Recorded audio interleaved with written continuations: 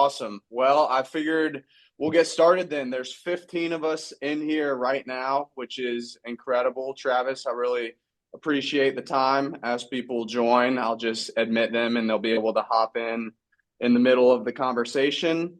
So again, huge thank you to everyone who's showing up today. I'm going to ask Travis some insightful questions about his experience as both an athlete as well as how he takes those experiences into the coaching world. It looks like we have just under 20 people on this call today, which is great. We're going to open the floor at the end to ask any questions to myself or Travis or anything we covered today if you want some more details. And the goal with the session is to go beyond the surface level advice that you see on Instagram every day, from mindset all the way to actual concrete implementable things that you could put into your training program tomorrow, or if you're a coach, incorporate it into what you teach your athletes. But without further ado, I would like to introduce Travis Mahoney. Travis hails from Old Bridge, New Jersey, and graduated from Temple University in 2012 with a degree in exercise science.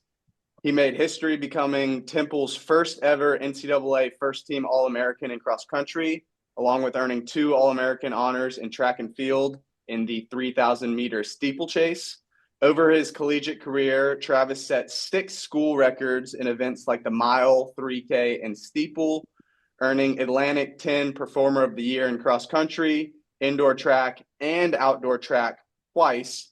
His breakthrough came in 2012 when, after an unexpected start to steeplechase his freshman year, he embraced the event and quickly became a standout performer. As a professional athlete, Travis maintained an elite level for over a decade. His personal bests are 357 in the mile, 741 in the 3K. That would be about a 812 in the 2 mile, maybe a little bit off, give or take a few seconds, and 1319 in the 5K and 819 in the 3K steeple, ranking among the top in New Jersey history. He represented the U.S. at multiple national championships and Olympic trials and earned a silver medal in the 3K steeplechase at the 2018 NACAC championships. In 2014, that can't be right. 2024, he competed at the U.S. Olympic trials in Eugene, continuing to improve his elite capabilities. Since 2015, Travis has built a strong reputation as a track and road performance coach, blending firsthand elite racing experience with years of developing talent. He began coaching high school cross country at St. Joseph, leading them to their first Meet of Champions berth since 1999. At his alma mater, Old Bridge High School, he became the first coach in New Jersey history to guide 2 athletes sub 150 in the 800 meters, Ray Rivera and Nick Medeiros. From 2023 to 2024, he coached Westfield girls sprinters to 17 new school records in sprints and relays, earning GMC Coach of the Year honors in 2019 and multiple state-level national titles with youth athletes. Travis, I did my research, but was there anything in your introduction just now that you think I may have failed to cover? No, you got everything down there. Thanks for the intro. I really appreciate it. Let's go. Awesome. Well, I'm just going to jump right into it. To the audience, if you have any comments or questions during our conversation, feel free to put them in the chat. I'll try to keep an eye on it as best I can. But at the end, I'm going to open up the floor for Q&A. Full transparency, this is my first Zoom session like this. So I'm going to be navigating how you raise your hand in a Zoom classroom as we go along. But before I get moving along in this long list of questions that I have for you, Travis, I want to take it all the way back to the beginning of where your running started for you, but in a different way than your typical podcast question. My question for you is, who was the first coach that bought into you and made you believe that you were capable of something special in this sport? Oh yeah, so that would be one of my high school coaches that I'm still very close with. His name's Marty Holleran. He's coached for a long time here in New Jersey at Metuchen, but he was an assistant coach in cross country at Old Bridge for my 4 years. He ran under Coach Frank Gagliano in college back in the day. That was my connection to eventually running for Gags as well. And yeah, he was someone who opened up my eyes to like outside of the X's and O's. Like he just found out what motivated me, knew what buttons to push, and yeah, it just really kind of elevated my confidence, that he believed in me, and how he guided me in that light and then maturing as an athlete to be really competitive, executing in big races, and the motivation to then train to match that level as well. So yeah, he was probably the biggest influence on me in my early career. He jokes because my the other head coach at Old Bridge, Rich Cabarrot, was there for a long time, instilled like such good like discipline, morals, like things like that, and how he operated the cross country program. And I think if it wasn't for Coach Holleran, I think Cabarrot would have kicked me off the team before I made it to senior year. It took me a little while to kind of buy into everything. And yeah, I'm very grateful for both of their influences in my journey. Wow. Okay. So that's an interesting full circle moment that his coach was Gags and he coached you in high school. And then you went to run at Temple, and then it kind of came full circle and you got connected with Gags and ended up running for him at Hoka and J and Y. Is that right? Yeah, yeah, that's correct. It was even before it was like Hoka. It was just New Jersey New York Track Club. Gags had coached, was coaching at the Oregon Track Club for a while. He ended up moving back to Jersey. He just got back into coaching maybe 2010, 2011, and then I graduated in 2012. Coach Holleran was like, "Look, like you're coming on really strong. Like you should probably try to continue the sport. I'll put you in touch with Gags." In classic Gags fashion, if people don't know who he is, he's been a longtime coach, Rutgers University, Georgetown. He was part of some of the first like post-collegiate professional groups. It was Reebok Enclave down in Georgetown, then the farm team out at Stanford, and then Oregon Track Club, then New Jersey New York Track Club. And he, older guy, big Italian guy, and you would go out to the diner with him. He'd treat you to the diner meal, and he'd flip over the paper mat that you get at a diner, and he would just be like, Monday, strength. And then he would write out the workouts and kind of walk you through a week of his training. And yeah, so full circle moment for sure. Wow, that's awesome. So I've got two follow-up questions. That number one, what did the professional team setup look like before Hoka came in as a sponsor? Was this guys working 9 to 5, getting to work in before and after work on a voluntary basis, or are these guys with professional contracts that their day to day is becoming the best runner they can possibly be? And what was Gag's role? Was he doing it as a paid coach, or was he just wanted to move back to where he was from in New Jersey and start coaching some more elite athletes? Yeah, he just wanted to keep coaching. So it really wasn't like a moneymaker for him. I think it became something just naturally. People gravitate towards him. He was really good energy. And mostly it was people working like 9 to 5s. Like, back then, things have changed from like a remote work perspective. It's a little different now. But yeah, people working at running stores, maybe a part-time job, and we would meet twice a week. So we would meet twice a week. We'd meet Mondays and Fridays. At the time, we were doing Monday, Wednesday, Friday sessions with Gags. And yeah, we would meet up at Rutgers. We were using Rutgers University as a base. That was his first or no second coaching gig, but first head coaching job back in like the 70s. So we would meet there, which has like pretty really good facilities. It's an indoor like 300-meter flat track, towpath, maybe 800-meter crushed stone loop. So yeah, we would meet there, and everyone could kind of come together on those days, on those mornings, and the group just got bigger and bigger and bigger. But most people, then you'd leave practice, you'd go work. We'd all, maybe we'd meet up a little bit on Wednesday later on in the journey, or in that Olympic cycle from 2012 to 2016. Um, then we started getting a little bit more our like kind of roots. We had a house with a bunch of the guys, house with a bunch of the girls, but still a lot of people working, not that many contracts at the time. And then as things progressed, that's kind of what led to Hoka coming on board, right? People started running really well, started getting individual contracts, and then Hoka came on board in from end 2017 to 2020. Right. And correct is Coach Gags, I assume you're still in touch with him. Where is he currently still coaching? Is he taking a step back? Is he at Empire? He is not coaching. Yeah, no, he's in New Jersey. Him and his wife are both 87 years old now. Um, Yeah, so and they just moved into an assisted living facility together. So yeah, I mean pretty good life for Coach Gags, both him and his wife, 87, all the people, the positive influence he had on so many people. It's funny in the sport you can talk to so many different generations and it's like the Kevin Bacon of track and field, like a few connections and you're back to Coach Gags.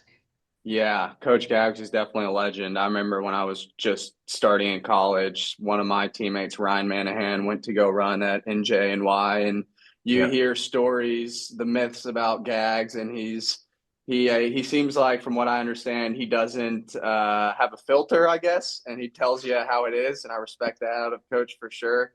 What I was going to ask you was, he seemed really old fashioned with how he would write the workout on the napkin in a diner, and I was going to ask, how do you think all the new research and discoveries in running has changed in his coaching? But it seems like he had an amazing coaching career, and age kind of just was what the factor was that changed things. So I'm going to revert the question to you, being someone who grew up pre Super Shoes era and actually lived through it.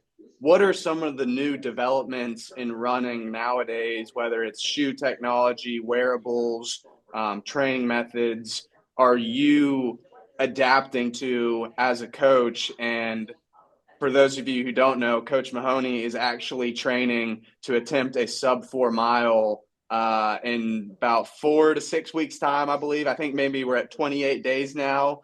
But sort of talk about the new developments in running and how you've adjusted as a coach and someone who's lived through that transformation. Yeah, I mean I think it's easy to just look at like threshold, like that's been a big thing in terms of not just like obviously we did it a ton under gags and at the time we probably didn't know and I think we actually got carried away a little bit with the training because we were doing 3 times a week.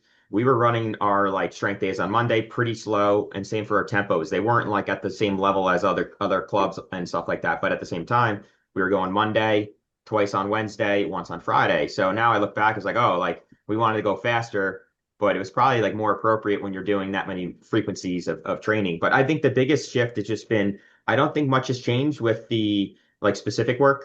Maybe you can handle a little bit more, or maybe yeah, it's easier to stay healthy with the new training tools, like whether it's the shoes, the spikes, the fueling. I think the real change has been honestly in controlling the other aspects of training. Like you still got to go hard when it's time to go hard, but I think a lot of people used to get carried away with like where their maybe tempo or threshold pace was. I think if you were a collegiate athlete at a Division I level, regardless of where you actually fell, it's like no, 5 minute pace is tempo threshold work for mile repeats, and we're going to run 3 minutes for Ks. Um, so I think people have changed a little bit of the approach of like taking days easy, controlling that threshold work, and you can do a little bit more volume. But I think I think the basics of training haven't really changed that much. It's just dialing in the small details, controlling things, and building that consistency over time. Are you looking at heart rate zones or lactate readings when you're coaching athletes through workouts? Not really. I think it varies. Like if I'm in person and like say they've been through testing or if they're actually wearing a heart rate monitor, like I really don't trust the wrist-based ones. But if you're in person, I think it's just more about getting a feel for what they should look like. And if they're doing tempo or threshold work and they're saying that they feel like they could go a little faster, then that's probably appropriate. So, Yeah. in my mind, I coached myself last year, for my last Olympic trials push. And it was, I was 30, it was, 33 going on 34 years old. And, I was training, coaching myself, and I ran a 5K PB of 10 seconds. I ran my second and third fastest steeple all time. And I ran my second fastest, 3K, flat 3K. So the big difference I really changed was I added some easier tempo work, like what would be considered like there's so much different terminology, but kind of the beginning of my threshold system. And for high school kids, that's a little harder to hit. But I guess my big takeaway was I just backed off, same even with my regular tempo and threshold work. I backed off what I thought I was potentially capable of by like say like 10 seconds. And I didn't get sick, which I usually do for maybe pushing things a little too hard. I didn't get hurt. I didn't have to really take that many like really big down weeks where I was really fatigued. And I think, yeah, I realized there's just backing off a little bit how much more you can accumulate. And then what that does over the course of, 8, 12, 16, 20 weeks of time. So that was probably the biggest lesson I learned last year coaching myself, was that you can get so much benefit, even if it feels a little bit easier than what you're capable of when you're doing the tempo and threshold work. Yeah, I think a decent rule of thumb would be when you're doing threshold work, being capable of doing maybe one, two, three more reps at that pace, but saying we accomplished what we were trying to do today. Maybe if you feel awesome, you can go do a 3 mile cool down. So follow-up question, kind of circling back to the original question about the first coach that bought into you. What are some ways that you help athletes see themselves? Because as a coach, you see the potential in all the runners, especially when they're super young, that Yep. they're not able to see themselves at that point. What kind of strategies or psychology do you use to kind of steer these kids in the direction of, if you are consistent enough and you put your best foot forward, you could be a national level runner?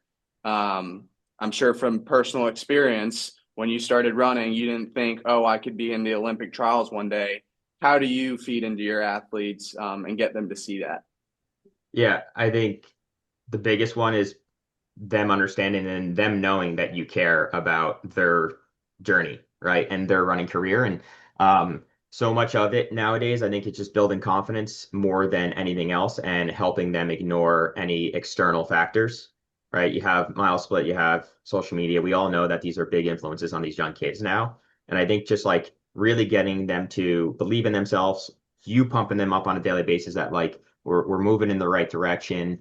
And being honest with them, because I think sometimes too, people may approach these high school kids and still don't treat them like, I kind of almost want to treat them like adults, because at the same time I feel like they are a little bit more mature than previous generations because they're forced to be with social media.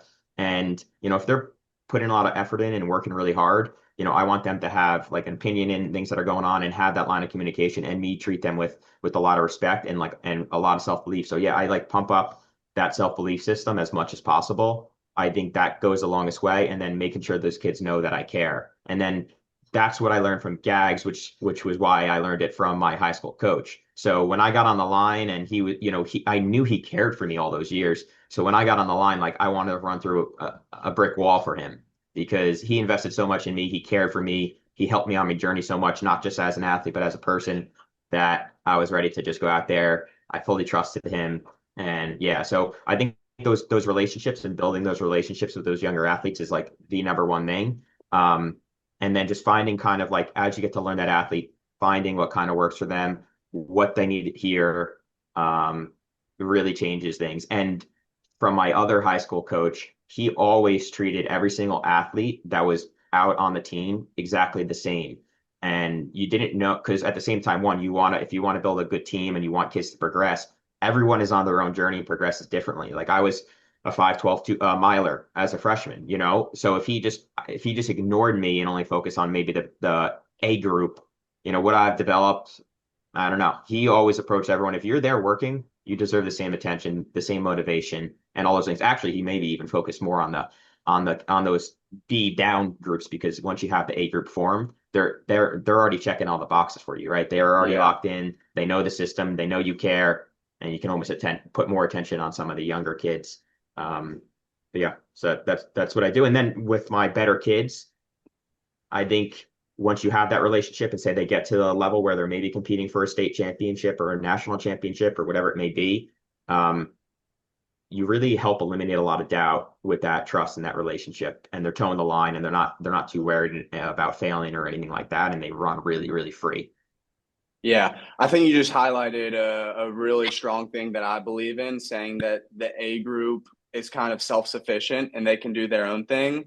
Because one of my biggest coaching principles and philosophies is leadership, especially when you're building a team or a program, is leadership, leadership, leadership. And when you really build a successful team and you have good leaders on them, all of the external things that you have to deal with at practice and all the different groups you're managing and other coaches you're managing becomes off of your chest. So then the head coach can actually do what they're best at, and that's coach the kids through the workouts. But that's awesome. I see we're already 20 minutes into this thing, and I'm still on my first question. So I do want to be conscious of your time and move on to the next topic. You've raced at the Olympic trials and run some of the fastest times in New Jersey history. But if you had to pick one race moment or moment that defines your career as an athlete, what would it be and why? I'll probably go back to my college days. At the time, I was a 9 minute 9:02 steeplechaser, and back then the cutoff for NCAA regionals was probably right around there. And I was taking another shot at Princeton University, and I went to Princeton. My coach was at another meet like an hour away with the girls program, and then he was going to shoot over to Princeton. It's a twilight meet. It's only like 2 hours long. And I remember I'm out on the infield talking to like an old teammate who graduated the year before, and one of my current teammates runs up to me. He's like, "Trav, we got the old schedule. The steeplechase isn't at 7:30. It's at 6:30." And it's like, I know we got like 20 minutes until race time. And I think I went up and I ran like an 8 minute warm up, couldn't use the bathroom, didn't do any strides. I put on my laced up my spikes and I did a stride over a barrier and I was like, wow, that felt really good. And then I just like went to the front and ran. And I think because one, steeplechase is a little tougher to see splits. And two, I was running at such a different pace that I did not know what I was running.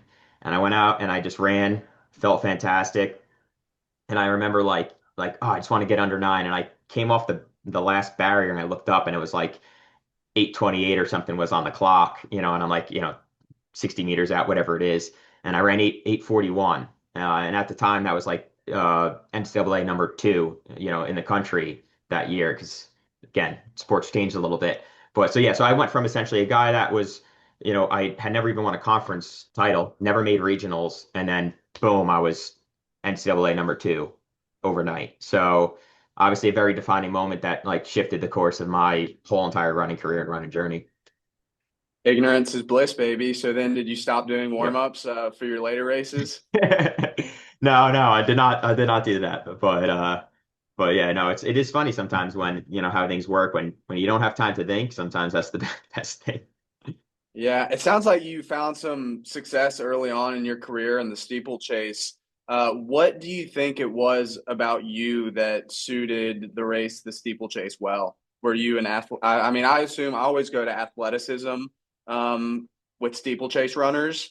And so, were you an athletic kid growing up? Did it just come naturally to you? Yeah, I think two things. One, earlier in my career, I didn't like love running. I really loved competing, but the training aspect, even some of the races, it just was like kind of boring to me to go out for runs. So the steeplechase was kind of fun. I do have an athletic background. I grew up playing a ton of sports and I did competitive gymnastics for like 5 years. So I think that was a really good foundation of steeplechasing, but also probably like my health through my career, which led to like the longevity. And then yeah, in high school again, against my coach's wishes on Wednesdays was like recycling day in the neighborhood. So I would just, on our days on Wednesday, I would just run around the neighborhood and hurdle the recycling cans. So once I heard about the steeplechase, I was like, yeah, let me do it. And I didn't practice the steeplechase in college. We didn't have a steeple barrier. We didn't have a steeple pit. Um, I, yeah, I just kind of just raced it. Wow. I feel like steeplechase is a somewhat injury prone event with all the barriers and dips and ditches or whatnot. Did you ever sustain any fairly significant injuries throughout your career? I only had one in the steeple. It was like my senior year in at NCAA's. It was like a slow tactical race. We closed really hard, and I came over the last water barrier really fast, and I overshot it. And essentially, like my body was way ahead of my feet, and when I landed, like my toes essentially tried to hit my shin, and I really jammed it up. And I essentially didn't run for like 2 weeks leading into my first Olympic trials, and I was dead last in my prelim at trials because I couldn't hurdle. And I felt that for maybe like 2 or 3 years when I would land in the water pit. I had to like land very carefully and like externally rotated so that it didn't jam it. But then besides that, yeah, I stayed healthy pretty much every year of my career. What do you think? This is an interesting topic to discuss. What do you think was actually going on in your foot to cause the pain? Because there's so many injuries that come up in running, and we always try to get to the bottom of like what actually is going on in my foot or in my Achilles right now. I would guess that it would be a ton of fluid buildup that maybe didn't make its way out of there. What do you think it was, and how did you ultimately get that pain to go away? Yeah, it was fluid buildup, and I damaged a couple ligaments in there as well. And then just over time, to be honest, was probably the biggest thing. It was really hard to anytime I flexed it too far, I would get a sharp pain. So it was just being careful when I was like using it for the next couple seasons. Um, and eliminating things that would hurt it. Like we would sometimes practice water jump pits into sand for whatever reason. That's usually like an easier thing. It would really hurt it. So I kind of just avoided practicing the water pit because it was just a risk that wasn't worth it. And my water pits were like good enough that of practicing it wasn't worth it. Sweet. When you are standing at the line of the US Championships Olympic trials, how are you handling those nerves and the pressure on the highest stage in American distance running as an athlete? Yeah, I mean, this is something I learned over the years, and again, I think I stayed really consistent of where I fell from like earlier in my career to the end of my career in terms of positioning, maybe at like a US champs. My struggle was always rounds.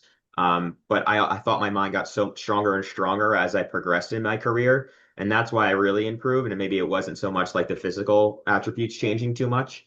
Um, but yeah, I just try to like stay calm, like remind yourself, there's a great YouTube documentary on Craig Mottram, and he talks about standing on the line and he's saying, this is where I want to be, this is what I want to be doing. And I think that goes like a really long way because, in your head, months out, you're thinking of this moment and wanting to be here and wanting to do really well. And then as it approaches, I don't care who you are, you're getting nervous, right? Up to these races.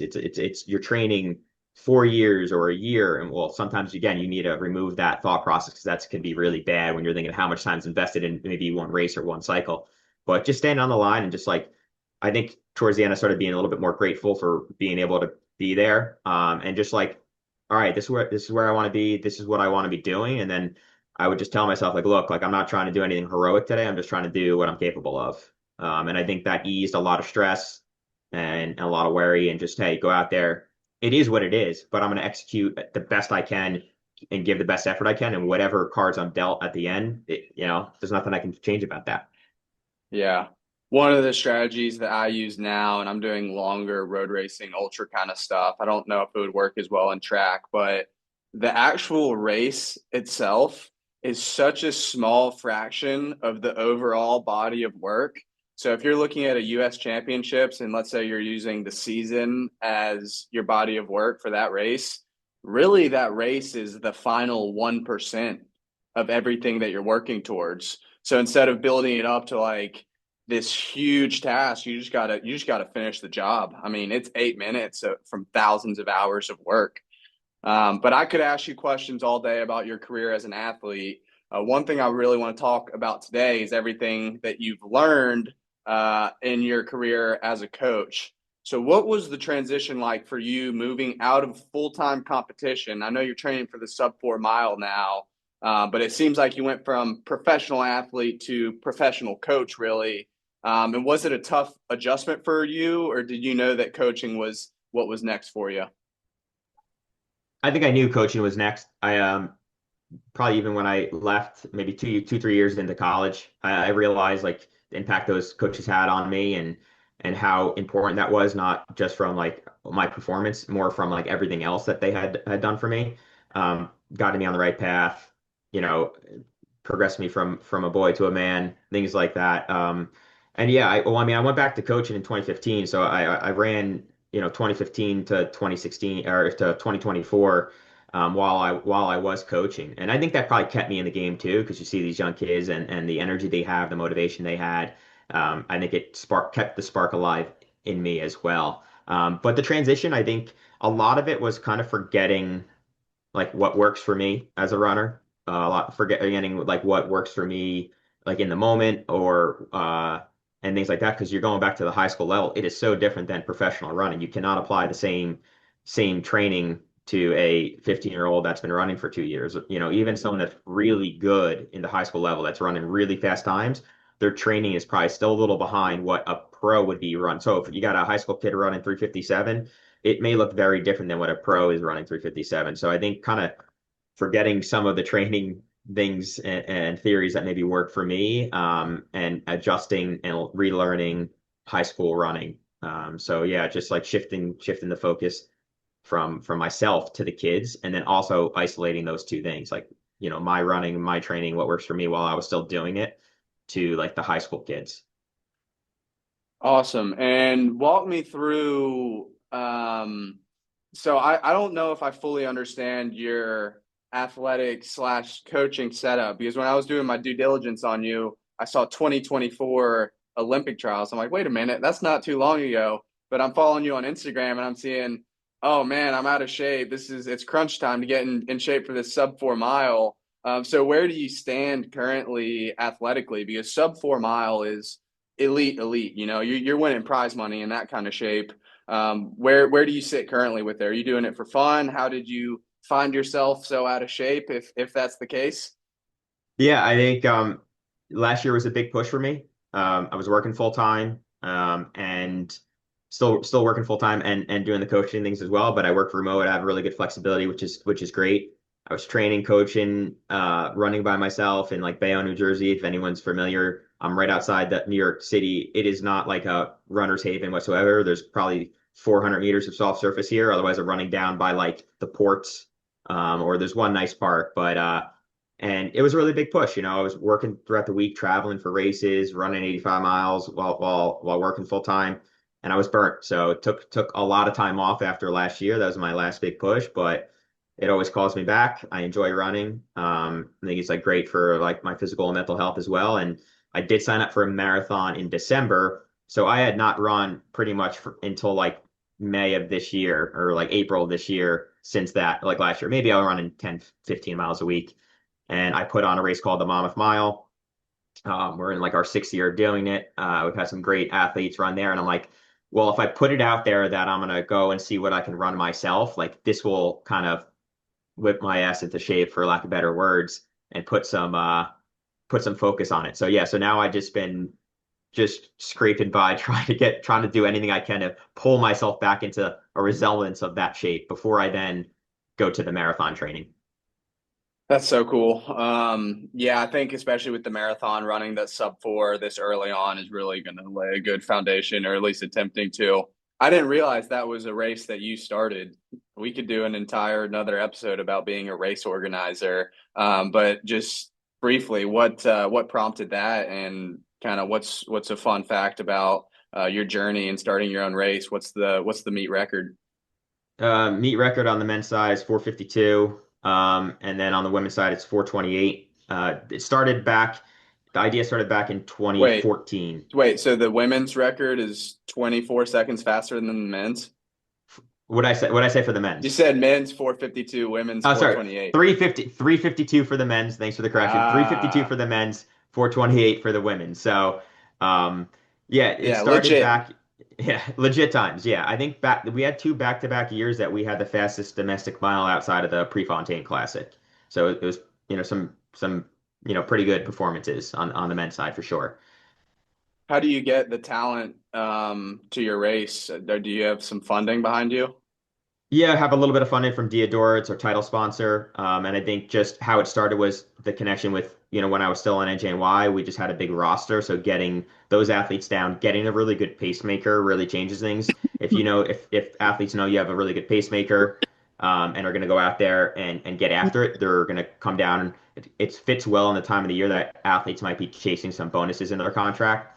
So we get a really good pacemaker. They're going to want to come out and try to rip and try to run quick.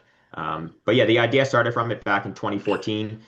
Completely different landscape of the sport. There was not many professional races. There was really one big professional race every year, and that was Oxy, out at Occidental College, California. Everyone went there. You took a really big shot at running quick, and there really wasn't that many other race opportunities. I was really fit in the summer in 2014. Ended up reaching out to a guy, Chris Bennett, who works for Nike now.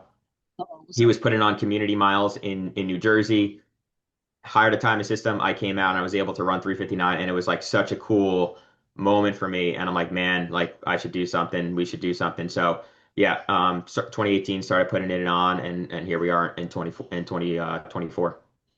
So the coach or the athletes are incentivized to come run fast on their own, and you don't have to bribe people to show up to your meet. We have some prize money, but it's nothing crazy. First is 1,500 bucks, and then it trickles down to third. But yeah, besides that, it's always a little tougher on the women's side of getting the pro women out. There seems to be just more men kind of still racing on the East Coast at this time. Um, but yeah, just they come out and run fast, and it you establish a little bit of consistency, treating the athletes well, good races, and they want to come back. And how would you describe your overall coaching philosophy in like a short sentence or paragraph?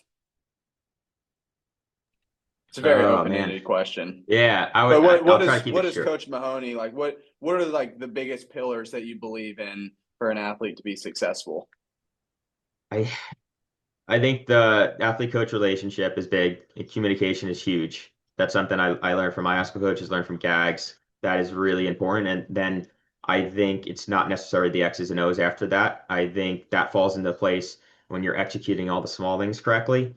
Controlling easy days, controlling the workout paces that you're planning to do, and really mastering those basics, like when you run, um, and week over week of consistency. I think helping the athlete navigate the sport in this time and really separating their identity and then who they are as like a runner and athlete versus who they are as a person is really big, and getting them to show up on the day, do what you're asked of them, and then go be a kid for the rest of the day until your next run or workout is big. So athlete first, really good athlete coach relation, communication, and then dialing in just honestly the real basics. Their sport is kind of simple in terms of getting good. And if they can stack a lot of good weeks, a lot of good months, and a lot of good years, it takes a lot of time. Awesome. And so I assume you've gone through at least three different systems. Maybe your high school coaches and your professional coaches are pretty aligned. But what's one concrete, actionable drill or something that you could take from each one that you now implement into your athletes and your beliefs in a weekly training schedule? That's good. Um, It could also be a mindset, how to prepare for a race thing. But one thing you learned in high school, one thing you learned in college, and one thing you learned as a pro that you still use today. Give me a second here. I got to think a little bit about this one, but honestly, I think it's more something that I've learned on my own. And that's like if you're on the track racing, I've become a very, very big believer in speed development and doing that once a week, getting kids in spikes, like sprinting.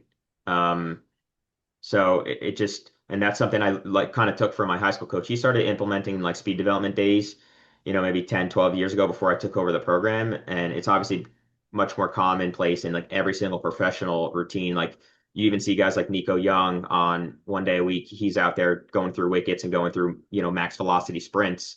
And obviously you never want to really take stuff that's from the pros and always just be like, oh, look, this is what it's doing. But he was a guy that people thought was like slow or whatnot. And now he's like absolutely ripping the back half of races and closing really well. And you see his mechanics.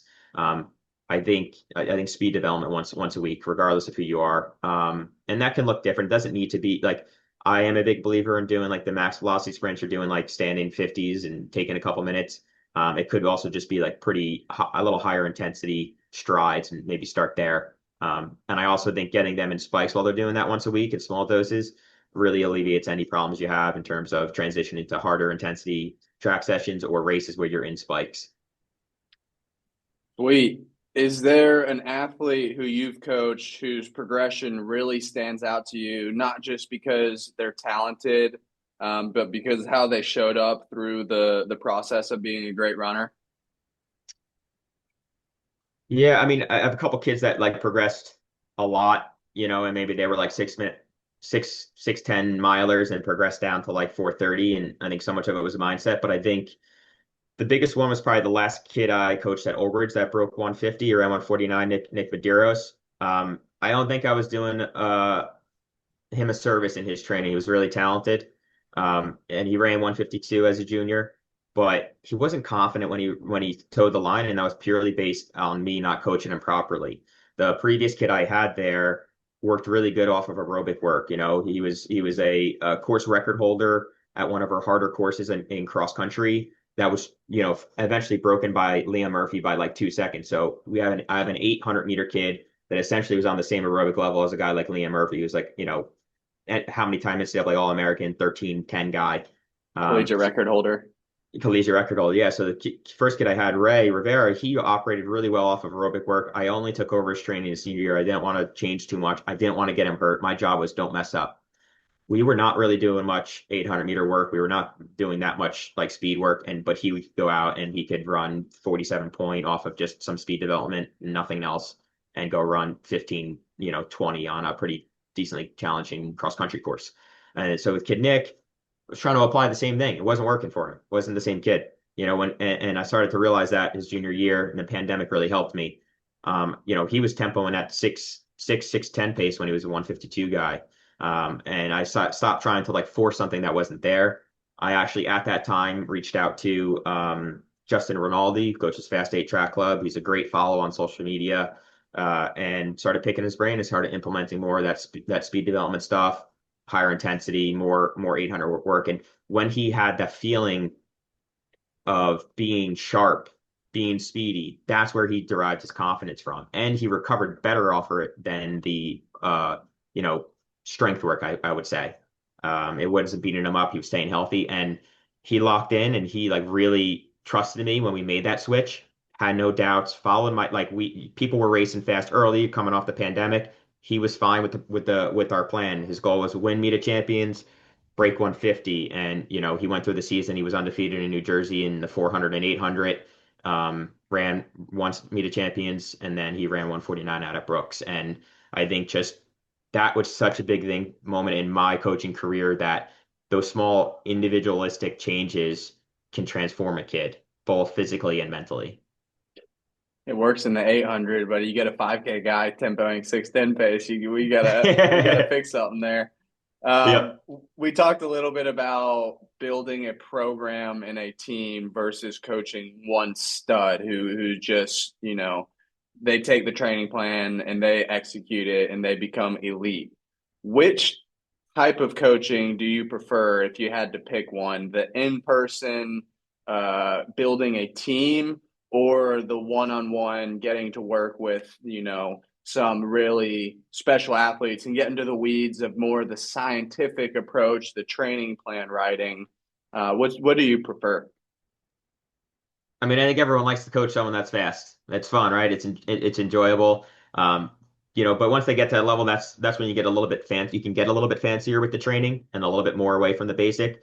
But yeah, my time at Old Bridge, like, you know, I invested a lot. I always think back that how much better of a coach I would be now if I went back for those kids. But I realize like anytime I run into those kids and I talk to a lot of them, still have good relationships with them.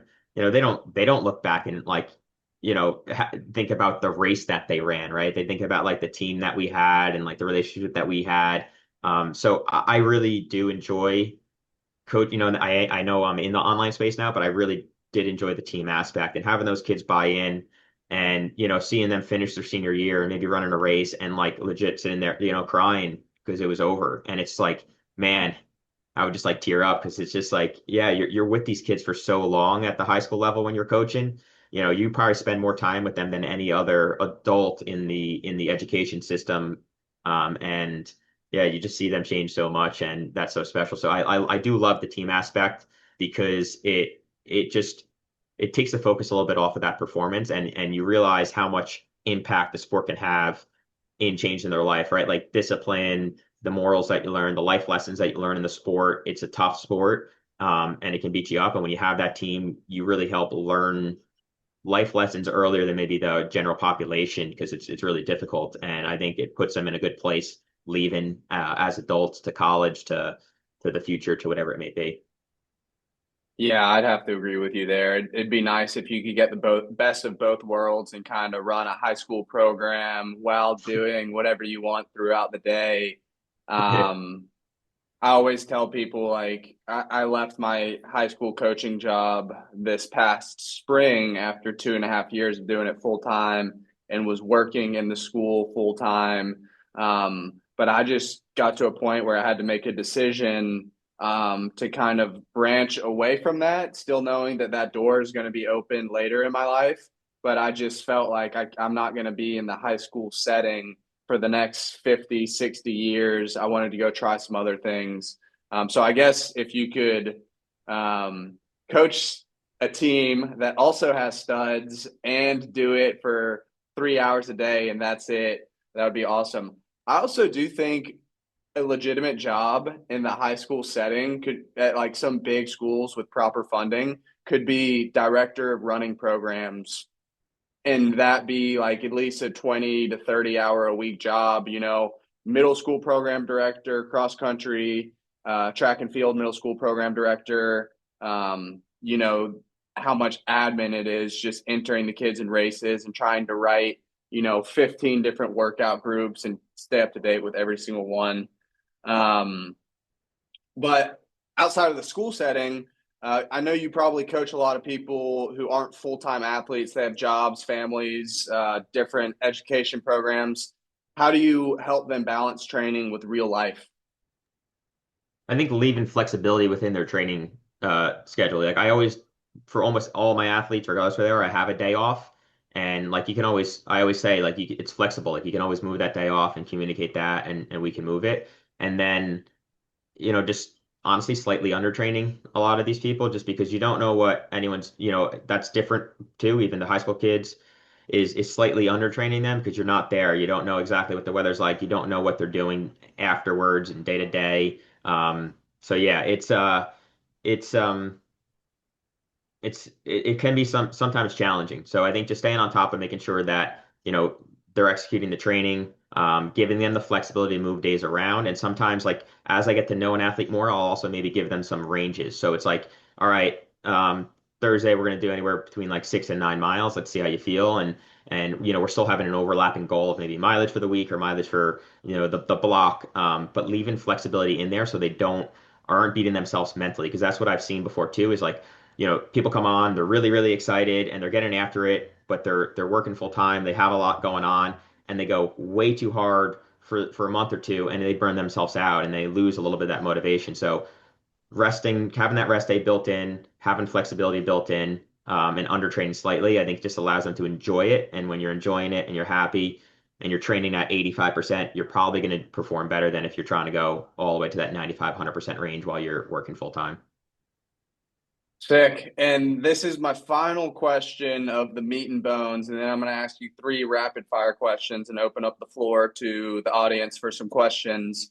But what are some of the biggest mistakes you see developing runners make nowadays? And what are some myths you could maybe debunk for us that you wish more people would know about running specifically? I think the biggest mistake people still make is training too hard. I think easy run paces probably for high school kids is probably the biggest one. I think most kids run too hard on their easy days, and there's not consistency within that. Like your easy run pace shouldn't be, you know, I'll just use 7 minute pace as an anchor. Should it be 7 minute pace one day, 6:20 pace the next day, 7:40 pace another day? I think building really good consistency in that pace and going slower is better. And then what was the back half of that question? Sorry. Maybe some myths that you could debunk that you see floating around social media for runners. I think we're starting to see the like peaking and overtraining kind of being debunked a little bit more. Like you could see it at the collegiate level, even the high school level. People are running fast all the time, and I think that's a property of how we train. If you're not crushing it and really pressing it crazy hard, you can be pretty sharp and like pretty close to like good fitness most of the year. So I think like this peaking and this burnout thing, it's honestly more mental in my mind. It's something I did with the better kids as well, is sitting down with them. If you have a really good kid or really say like a really elite kid, you want to be careful with how much you're asking them to go to the well because those kids might really be able to push it and there's probably bigger spotlight races. and sitting down with them and working backwards and be like, look, what's our goals? Where do we want to be racing really well? So they have that in their mind of like, all right, that big last race is June 2nd, whatever it may be. And they can kind of mentally understand like, that the destination and how much gas is going to be required to get there.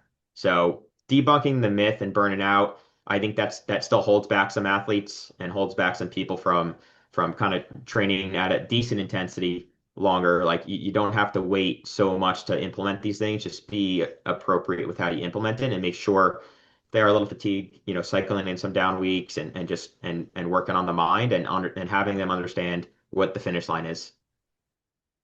Man, I can't tell you how incredible this past 51 minutes have been just soaking up knowledge. And to the whole audience out there listening, I really believe that one of the reasons we're seeing such insane performances in running nowadays is because of the access to readily available information. And I'm not saying this Zoom meeting is what's breaking world records.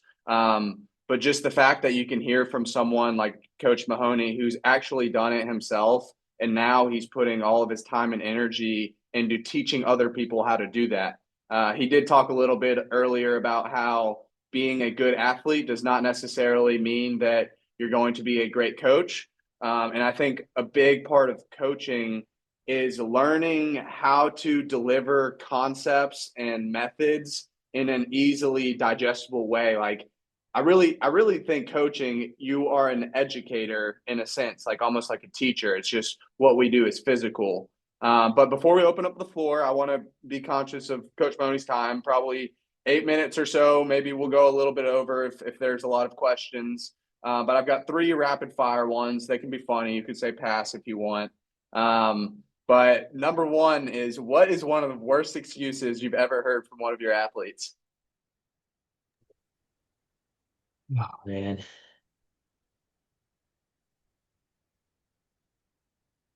Honestly, I can't even remember right now. Man, we know there's Yeah, some huh. crazy ones out there. No, honestly, I don't know. I think a lot of I didn't have to, the kids that would have really poor excuses, I don't think always lasted. Yeah. But I don't know. I pass. I can't think of anything off the top of my head. I was kind of like, I don't take pride in being a crazy hard coach because I don't think that's what coaching's about. But if there was a kid who, forgot his gym clothes and forgot their running shoes, they're doing their run in their school uniform. That'll teach a lesson real quick. Yeah. Um, Yes. what's your favorite A tier workout to give your athletes, whether it's in cross country or on the track, that gets you fired up as a coach? Like you see that workout, you see what they're able to hit. You have an idea of what that would give them the potential to run in a certain event. What's that for you?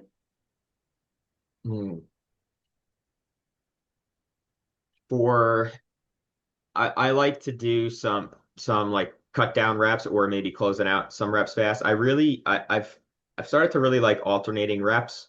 So if you're running mile pace, I think a lot of times if you give kids like mile pace reps and say we're doing, I like to do two sets of like 3 to 4 by 400 where they're like alternating a little bit below and a little bit above their mile pace.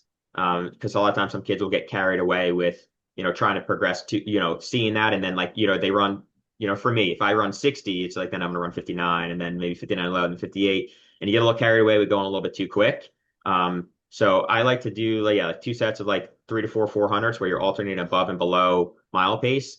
And later in the season, the rest can be pretty short between reps, a little bit longer between sets. And then I come back and I do a couple like 150s or a quicker rep. And I think if they could execute and still have a little bit of legs when we're running some quicker 150s or say like a fast four or fast two or three, whatever it may be. I think that's really indicative that they ran the appropriate paces for those fours and that's pretty well aligned with where they're going to be for the mile. Whereas if they like start to fade towards the end of that second set and then they can't really come back and do some quicker 150s or something like anything like that, I think it's a telltale sign that might have been a little bit too much. A little bit too much maybe in terms of prescription or maybe too much in terms of what they in terms of the volume of that. But yeah, I really like that one as a staple. And then for like post collegiate guys, if we're running on the track, 5K workout, I really love 16, 12, 8, 4, where you're progressing from like 5K pace down to mile pace. And then tag it on another rep, whether it be a K, whether it be a mile, same concept. If you can then come back after that cut down and do a quality 1K, quality 12, quality mile a little bit quicker than goal 5K pace, we're in a really good place. Yeah, I've got a similar 5K workout. It's two sets of 16, 12, 8 at 5K pace with a lot of rest and then a cherry, whether you do 800 or a K or even a 1600 if you're, Mario Garcia Romo, and get pretty fast at the end. And also to talk about your first workout, the hot and cold, I know for a fact those are really good workouts because they suck to do because we're used to doing fartleks where the recovery is 90-second easy jog recovery. But when you're doing this, maybe you're taking some rest and then going down to that slower mile pace. But like something I've done is hot and cold 800s, where maybe you're running upper end of threshold for one of the reps and then lower end of tempo. So it's like 520 and then your recovery is 620. Man, brutal, especially if you're doing like 8K of work of that. Yeah. And then final question is what has been one of those moments as a coach where you're there with your runners, with your team, and you say to yourself, this is why I do this. This has made me feel like all that stress, all those gray hairs have made it worth it. Yeah, I think probably one of my final cross country seasons back at Old Bridge. Um, I felt a lot of pressure. My coach had really good like history as a coach there. He won like nine like Group 4, which is like large school state titles in cross. Um, and for our school formed in like the 90s because two schools combined in my town. And throughout from like 96 all the way through, there hadn't been a single class that wasn't part of a county championship team.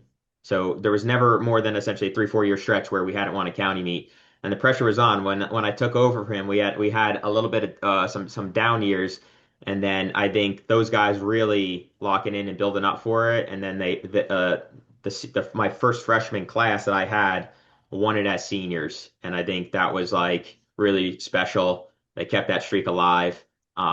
And yeah, it was that was special for me as a coach. Was it a close win? Did they have to really go in there and take it, or was it kind of like they knew they had it? I think they ran pretty well. I can't remember Yeah. exactly, but I think yeah, I think we had it. Yeah, I have a similar story, and it was like the kids came through the line, and we didn't know if we won or lost, and we're staring at the scoreboard, watching the points, trying to do the quick math, tallying the numbers up. But Coach Mahoney, I can't thank you enough for answering all my questions. I want to open up the floor to everyone who joined us today. Thanks to the audience as well. Definitely want to keep doing this. I think it was really successful. I've been recording the whole thing. Reginald, we'll start with you because beforehand you kind of I thought you had a really good question about the freshmen, and I want to defer to Coach Mahoney for all of these because I'm going to be around. I'm going to be doing these, taking Q&As forever. But while we have Coach here, why don't you go ahead and ask him, and then if anyone else can see the option to like raise your hand in the Zoom, I'm going to try and tinker around and learn how to pick on people. But Reggie, if you get us started, that would be awesome, man. Yeah, absolutely. So before the meeting, I had mentioned I have a couple. So I'm a cross country coach at Grand Blanc High School, and I have a couple freshmen. I have three freshmen coming in that ran at New Balance Nationals this past summer for track and field, and they're exceptional athletes. And so my question was kind of like how to manage expectations for the upcoming season, and kind of like what's the appropriate way to kind of like um, progress them throughout their career with being like very exceptional athletes, I guess. Well, how have you I handled it? Yeah, I think I would sit down and include them in the conversations if they've been serious about the sport, even though they're freshmen. I think including them in the conversations of setting expectations would be like the first thing. Yep. And then I think that starts to help build that trust and build that relationship. And then, I think figuring out what they have done previously. Look at the training that they've done And, maybe starting off if they've been in like a system for a while and they have a lot of confidence in that, like, giving them small things that maybe maintain, like, all right, you have your system, they might be coming from another system. I'm not saying change your training because they're good kids coming in, but Hmm. if they pull a lot of confidence from something, like, yeah, tweak it a little bit to give them a little bit of like that taste of whatever they may have been doing previously that's been working, um, to show that you're like individualizing it for them without like really change it, right? You can make those small tweaks and it's not really going to change your overall training system and training goals like that. Yeah. And then just be patient with them. I would go like don't get too excited too soon because they're really good. Still be really patient with them. It's a 4-year process. Sit them Yeah. down, tell them like, look at the national meet, look at this, like tell me what kids were winning as freshmen, right? And just setting the foundation of like what their goals are, what the expectations are, what they've done previously, and bridging all those gaps or Yeah. bridges, I guess you can say. Yeah. Awesome. Thank you. That was an awesome answer. Cooper, what's up, man? Question for Coach Mahoney. I see it in the chat. It's a good one. Yeah, I mean, you guys are talking about like coaching high schools and stuff, and so when you get to the college level, it's a little different because everybody there is like really focused and committed to running. But I mean, I know like at the bigger high school levels, a lot of those kids are like national champs and stuff like that. How do you approach training if like you have a couple kids who could be really good or even are really good in high school, but then you also have a bunch of kids that are like just running because they run like they're guys that run like 24s and 25s and stuff, and they're just like want to get into running, they're just not like at that like elite level. Like how do you try to like fit them into workouts because you can't give the same training to both kids? Yeah, I think going back to what I said is like treating every kid the same because they're there. So I think establishing really good culture, really good expectations, and that they can be a factor on the team. So back in my high school, I was lucky I took over. Coach had like a whole like handbook of like expectations and things like that, but also he had like potential list. And a lot of times you can see on these lists of like top 10 times as freshman here or top 10 times here, sophomore times, mile time, whatever, all these all-time lists. But he also highlighted athletes that might have come in as a 24-minute guy, and that was maybe our fifth runner senior year, right? So them understanding that like there is a path here for you to get better, and it doesn't have to, and everyone is on their own journey. So I think not really focusing on straight performance, but team culture, expectations, things like that, and then treating them just as you would as that A group and you'll be surprised. A lot of those kids are going to progress a lot, and they might end up being a kid in that A group by the time they're a junior or senior. I'd like to call on a guest in the audience who just joined, Scott Griffith. If you can get on the call and kind of add your 2 cents to this question. Coach Griffith coaches at a school in Georgia, and I believe this past year they had somewhere in the ballpark of 30 sub 5 minute milers at their school. So massive program, huge talent pool. Coach Scott, if you have any thoughts on that question, speak in the microphone. If not, we'll go on to the next person. Okay. I guess Scott's driving his car or he doesn't know where his mute button is. Oh, Um, I know where my mute button is. My let's my go. computer's yeah, my computer's acting funky. Yeah, I mean, we have a pretty big program too. I think we've got like 104. It's guys and girls high school. In a pretty big school, we have like 2,600 people at our high school. And we've always treated everybody the same. I mean, I think the most important thing you can do with a young person is just acknowledge that they exist. Like I try to say hello to every single kid every single day of practice, go give them a high five, ask them what's going on, that sort of stuff. And, whether they turn out to be an A runner or not, if they are good contributing members to the team, if they continue to progress and get better, they're going to get so much out of the sport. And just showing them a little bit that you care by doing little more than just by saying hello, giving them a high five every day, and all that sort of stuff is going to make a world of difference with those kids.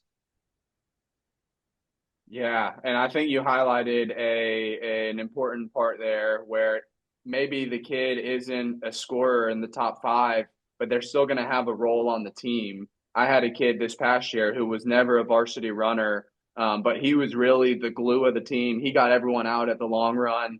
He was funny. He kept the spirits high at practice. So maybe if someone is, a 240, 800 runner, if you can get them to buy into the program and support the team in the best way that they can, that'd be great. But then on the contrary, if you've got a turd who's holding the program back, who's only there because his parents want them to be there, you have to have certain expectations and standards as a coach where if they're not really giving their best and they're not supporting the team in a way and they're just being a drag, I think you pull the kid aside and have a conversation.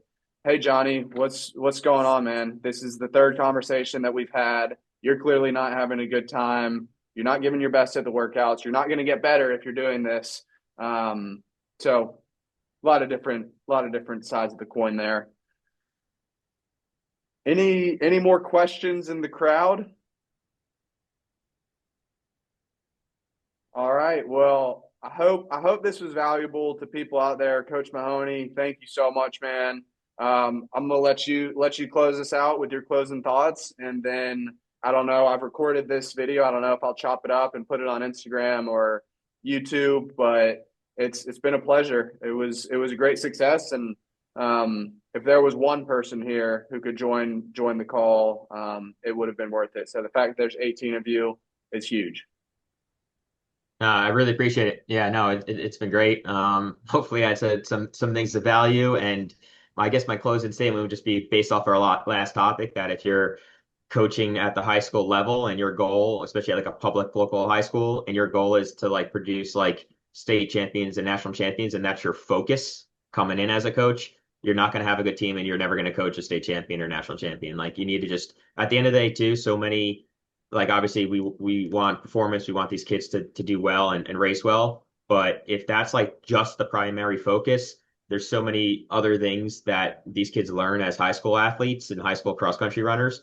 You're only gonna have a small bit of runners that are gonna make it to the Division I collegiate level and go on to do like things at that level. You might have one in a long career that's an NCAA All-American or something like that. So I think the focus point should just always be like trying to be good coach, good human, help them navigate life as a teenager, instill really good values, good discipline, and then that will lead to hopefully success for your team.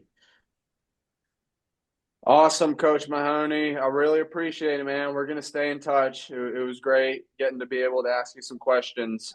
Everyone else, Instagram DMs always opened. Coach Mahoney as well. Coach, where can they find you, by the way?